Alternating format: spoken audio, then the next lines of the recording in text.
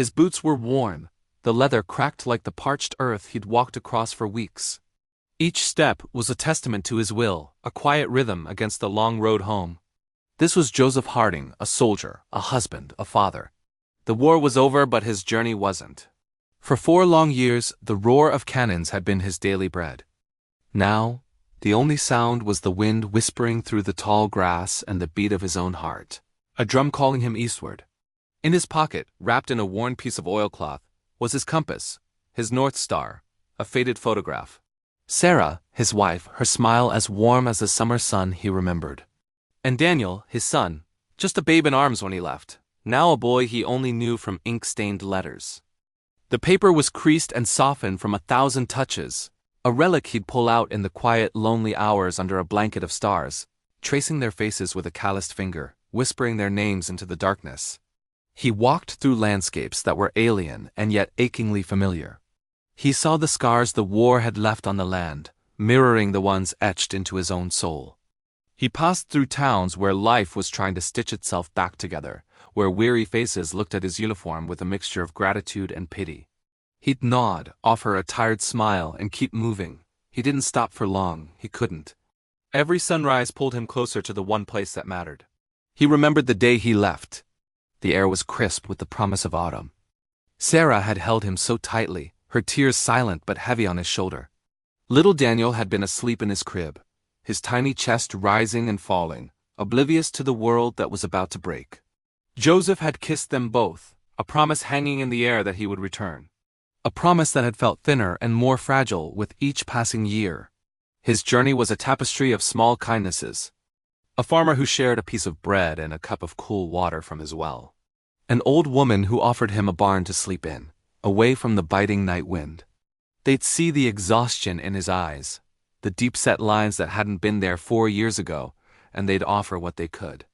Each encounter was a small beacon of humanity, a reminder of the world he was fighting to return to. He'd thank them, his voice rough from disuse, and continue his pilgrimage, the states blurred into one another.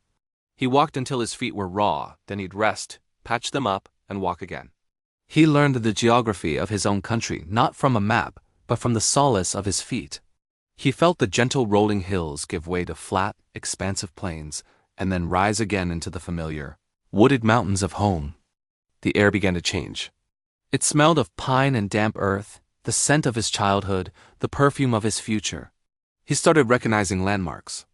An old lightning-struck oak tree he and Sarah had picnicked under once. A crook bend in the river where he'd taught his own father how to fish.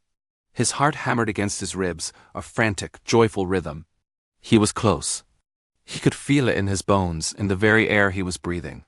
The exhaustion that had been his constant companion for weeks began to melt away, replaced by a surge of adrenaline, of pure, unadulterated hope. He quickened his pace, the worn boots thudding a faster tempo on the dirt road. He came over the final rise, the one he'd crested 1,000 times in his dreams. And there it was. His farm. The whitewashed fence, a little more weathered than he remembered. The sprawling oak in the front yard, its branches reaching out like welcoming arms. Smoke curled from the chimney of the small farmhouse, a fragile gray ribbon against the vast blue sky. It was real, it was all real. For a moment he just stood there, drinking it all in. The world fell away. The war, the long walk, the hunger, the loneliness, it all vanished. There was only this place, this sanctuary. He took a deep, shuddering breath and started walking again, slower now, savoring each final step. He pushed open the wooden gate, its familiar creak a song he hadn't realized he'd missed so dearly. He walked up the path, his eyes fixed on the front door. And then, it opened. A woman stood there, her hand flying to her mouth. Her hair had a few more silver threads, her face a few more lines, but her eyes were the same. The same deep, loving pools that had haunted his dreams. Sarah.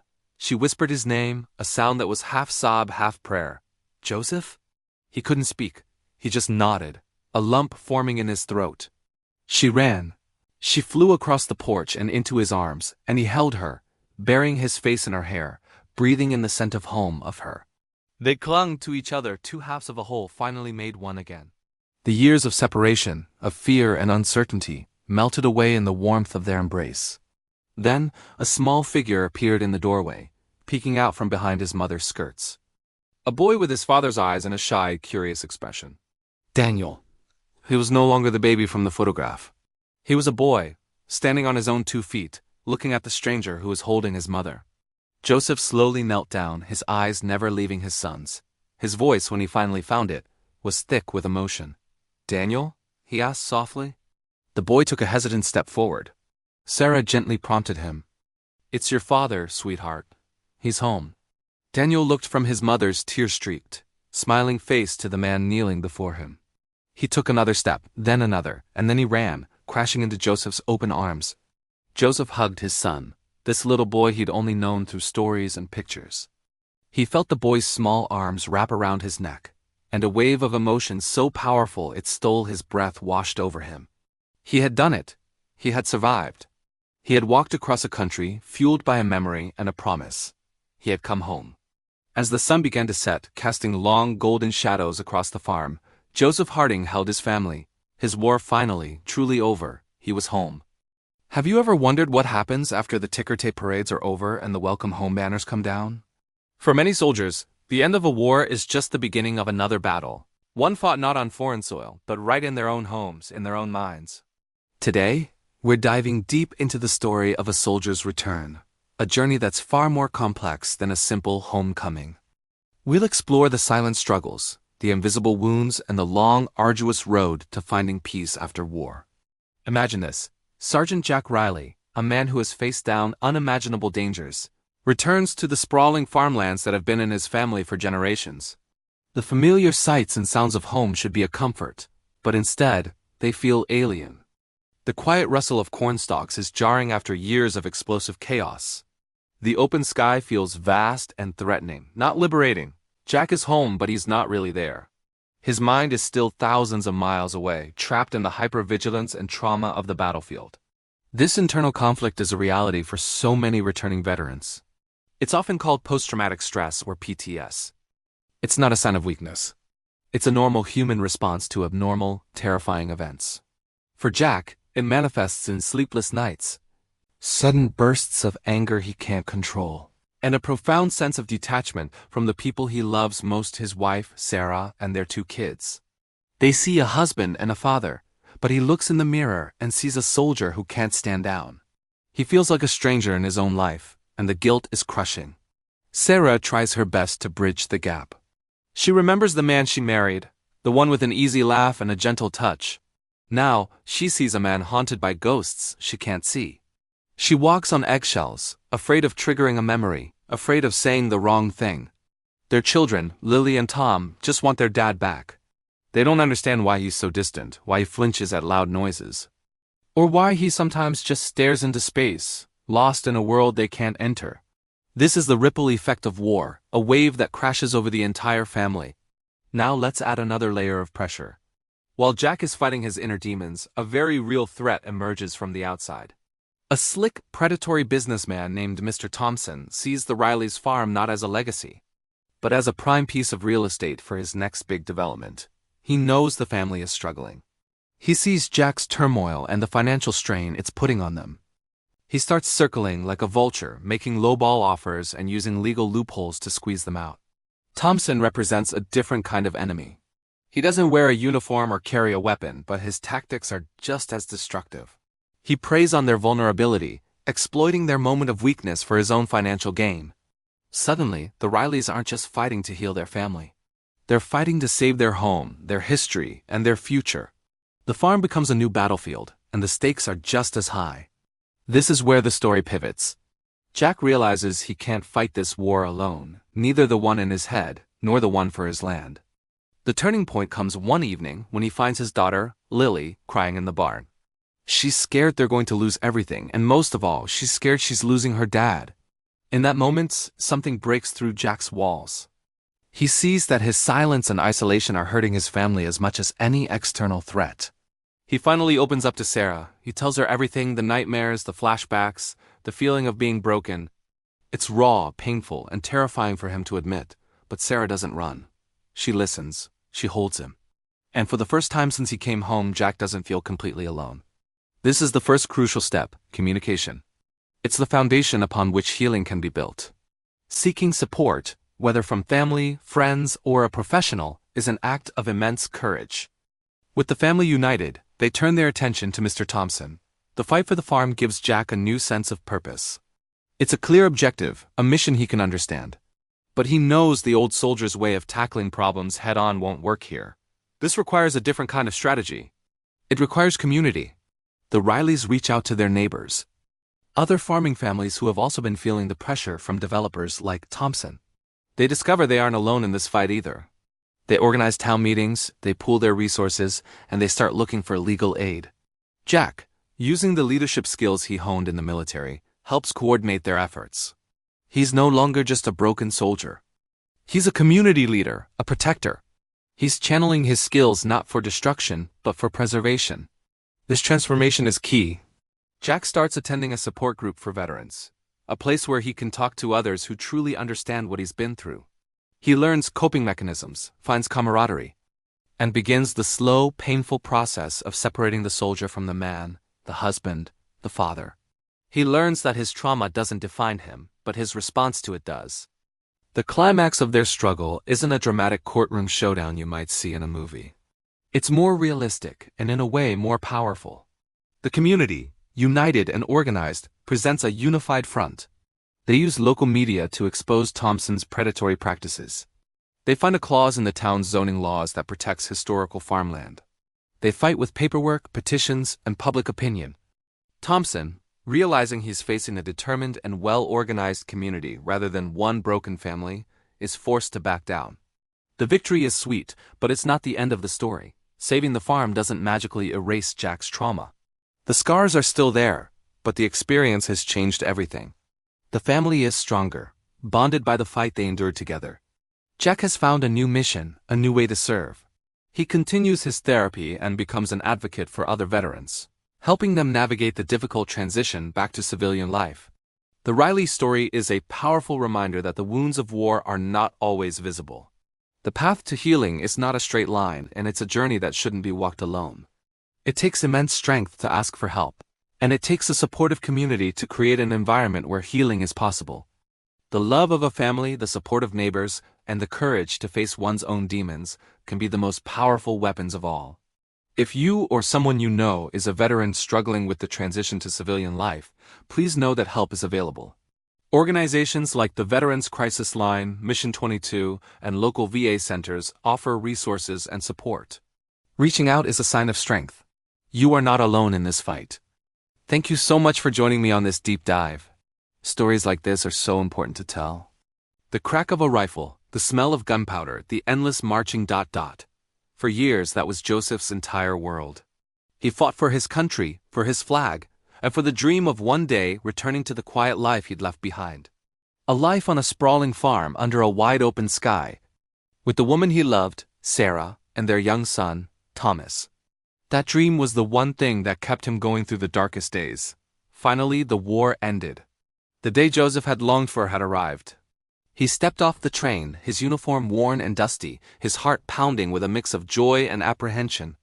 The world he had returned to felt different. The air wasn't filled with the cheers of a grateful nation, but with a quiet, somber tension. The post-war economy had hit everyone hard, and the faces of the people in town were etched with worry. But all that faded away the moment he saw them. Sarah, her face a mixture of relief and tears, ran into his arms. And behind her, holding her hand, was Thomas. The little boy he'd left was now a sturdy young lad, looking at him with wide, curious eyes. In that embrace, Joseph felt the weight of the war lift from his shoulders. He was home. He was finally home.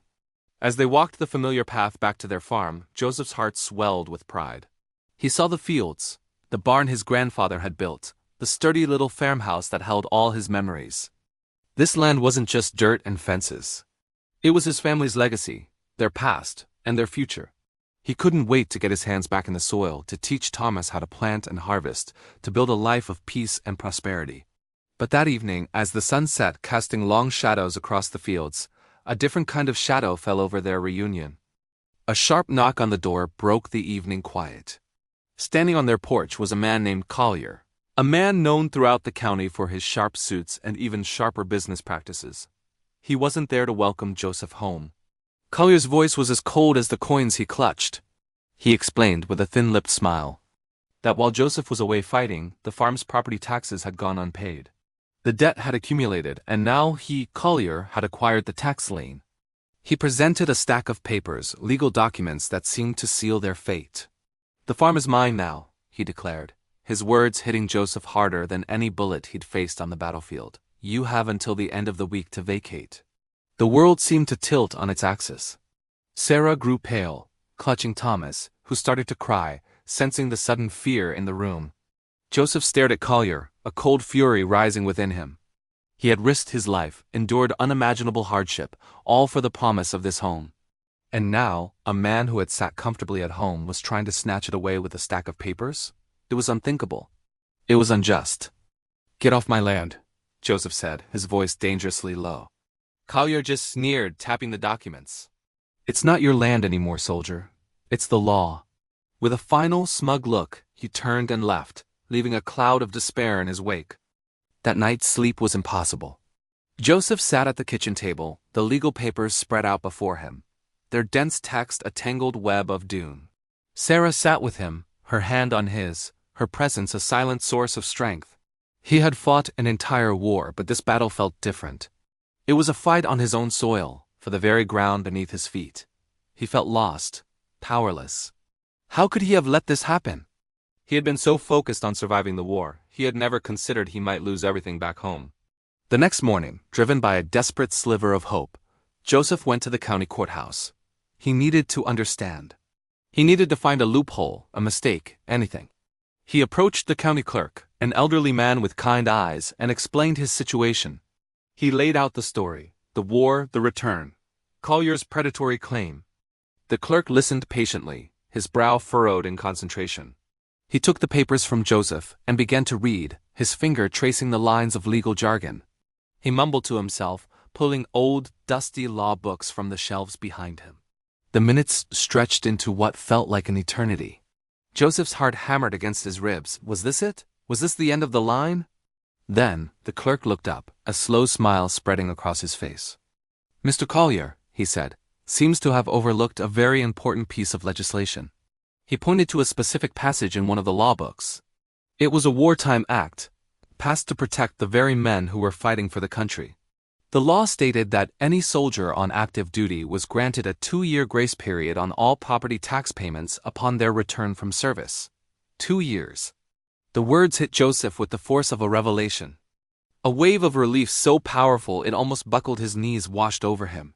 He wasn't just given a week. He was given 2 full years to get his affairs in order and pay what was owed. Collier's claim was premature, aggressive, and legally void. The law was on his side. Armed with this newfound knowledge, Joseph felt a surge of energy he hadn't felt since he took off the uniform. He wasn't a victim anymore. He was a soldier, and he had a new battle to fight. He rushed home, the good news spilling from him as he burst through the door. Sarah's face lit up, the worry lines vanishing, replaced by a fierce determination that matched his own. They weren't going to just sit back and wait. They were going to fight. The community, hearing of Collier's underhanded attempt to swindle a returning veteran, rallied around them. Neighbors who had little to spare offered what they could, a day's labor in the fields, a few chickens, a bag of seed. A local newspaper caught wind of the story, and soon, Collier's name was associated not with shrewd business but with shame and dishonor. Joseph, Sarah, and Thomas worked from dawn until dusk. They poured their love, their sweat, and their hope back into the land. They weren't just clearing fields and planting crops. They were reclaiming their future, one handful of earth at a time. The farm, which had been on the verge of being lost, slowly began to thrive under their care.